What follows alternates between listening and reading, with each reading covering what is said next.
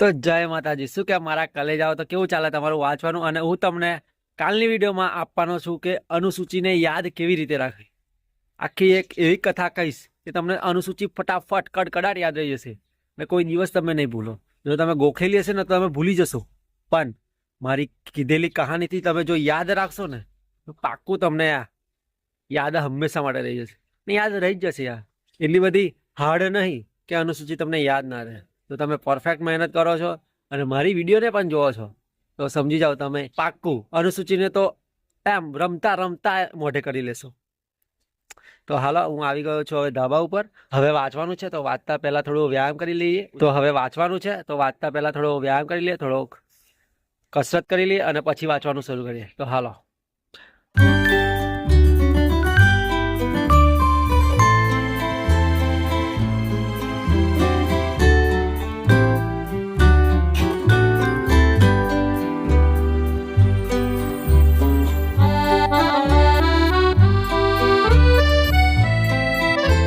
મારા કલેજાઓ, અમુક રાષ્ટ્રપતિને ભારત રત્ન એવોર્ડથી સન્માનિત કરવામાં આવ્યા હતા।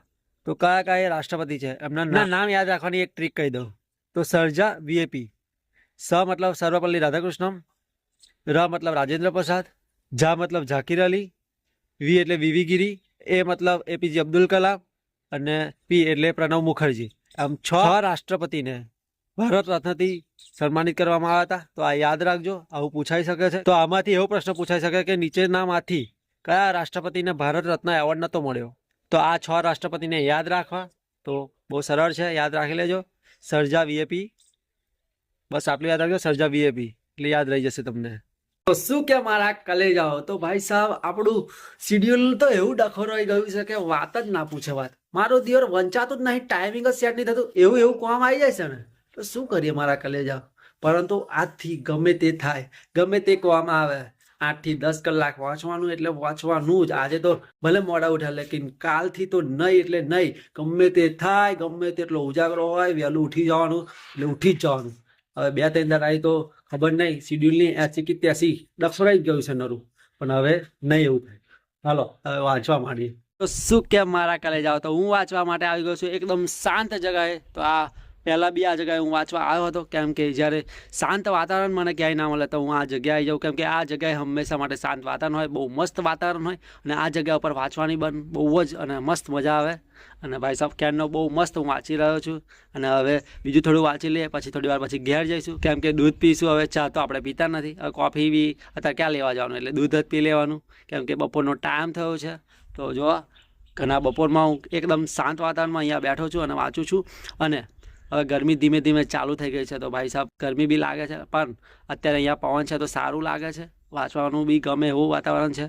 તો વાંચવા માટે ગમે તે બહાનું નહીં કાઢવાનું અને ગમે ત્યાં જગ્યા ખોરી લેવાની અને મળી જ જાય।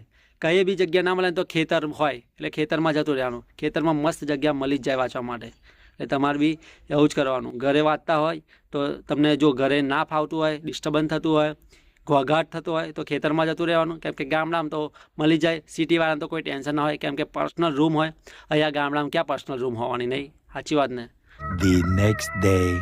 તો જય માતાજી મારા કલેજાઓ। તો આજે તારીખ 17 ફેબ્રુઆરી અને આજે ફરી અમારા આપણા મિશન ઉપર કન્ટિન્યુ છીએ। તો આજે સવારમાં આપણે આવી ગયા છે ધાબા ઉપર અને મસ્ત સૂરજ દાદાનો પ્રકાશ આવી રહ્યો છે અને મસ્ત સૂરજ દાદાના પ્રકાશ સામે બેઠા છીએ અને એનર્જી લઈએ છીએ અને હવે વાંચવાનું શરૂ કરીશું। તો આટલું વસ્તુ લઈને આવે છે અને આજે રિઝનિંગની શરૂઆત કરીશું, કેમ કે રિઝનિંગ એકવાર તો મેં કરી લીધું છે પણ રિવિઝન ઘણું બાકી છે। તો હવે 7 દિવસ સુધી આપણે રિઝનિંગ કરીશું કન્ટિન્યુ। અને હાલો તો ચાલુ કરીએ વાંચવાનું। તો મારા કલેજાઓ, આજે આપણે રિઝનિંગમાં કેલેન્ડર, પાસો, ઘડિયાળ અને દિશા અને અંતર આ 4 ટોપિક કરવાના છીએ। તો હાલો હવે 4 ટોપિક કરવા માંડીએ। તો પહેલેથી મેં તૈયારી કરેલી છે, જોઈ લો 17 ચેપ્ટર સુધી। તો આ રીતના મેં તૈયારી કરેલી છે, પણ હવે એનું રિવિઝન બાકી છે। તો હાલો રિવિઝન કરવા માંડીએ, મસ્ત મજાનું રિવિઝન થશે, ચાલો।